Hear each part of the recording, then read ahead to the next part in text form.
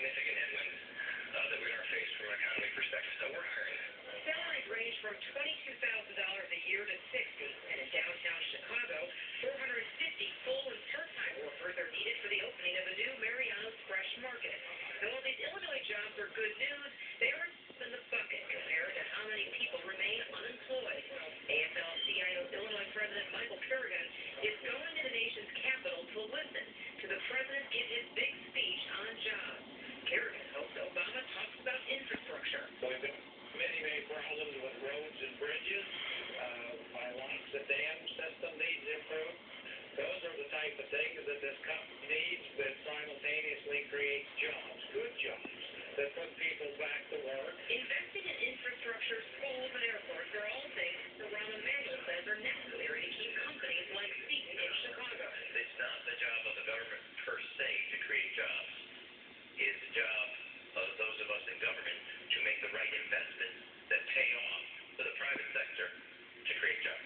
The Metro financial economist Adolfo Llorente says it will be a mistake for the president to talk about infrastructure.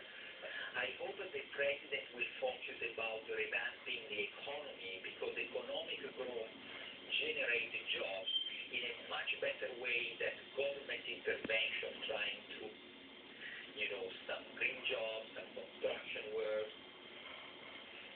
Llorente says corporations are making profits and sitting on a lot of cash. They're not hiring because they're concerned about the cost of regulations and health care. On the other hand, the Seton CEO says many companies are hiring, but they can't find the workers with skills in today's market.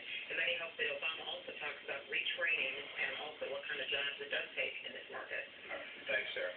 We'll carry the President's Address live at 6 o'clock tomorrow night right here on ABC 7. It'll also be streamed live on our website. And the ABC 7 News at 6 o'clock tomorrow will be streamed live online at abc7chicago.com. Now for a look at some of today's headlines to keep you up to the minute here at 5 o'clock.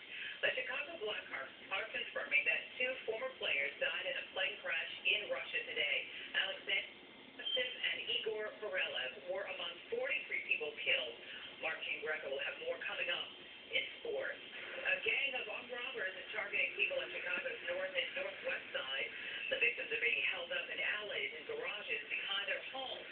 So far, no one has been hurt. In Texas, firefighters are hoping to make more progress today battling a wildfire that destroyed 800 homes near Austin. It has killed 2 people. The Chicago Police Department is cracking down on alleged abuse of sick leave by some officers. In the past 2 years, a special unit of the department has investigated 1,800 cases where rules may have been broken. The Chicago Sun-Times reports that as a result, the police department is trying to fire 14 officers. Another 19 face possible suspensions, and 70 have received lesser forms of discipline. It's the small minority of officers who are abusing sick time, and where that happens, they're going to be disciplined. Officers took an average of about in 2009. The department says figures for last year are not yet available. The hills outside the hamlet of Shanksville, Pennsylvania, will be filled with this weekend. They want to be part of the 9/11 10th anniversary ceremony, dedicating a new memorial to the passengers and crew on United Flight 93. It is a piece of Pennsylvania, a countryside that was once a common field, and is now meant to be a field of honor forever. In ABC 7's Paul Mikey can give us a look. Ron Sherrill, this is a memorial that has been years in the making.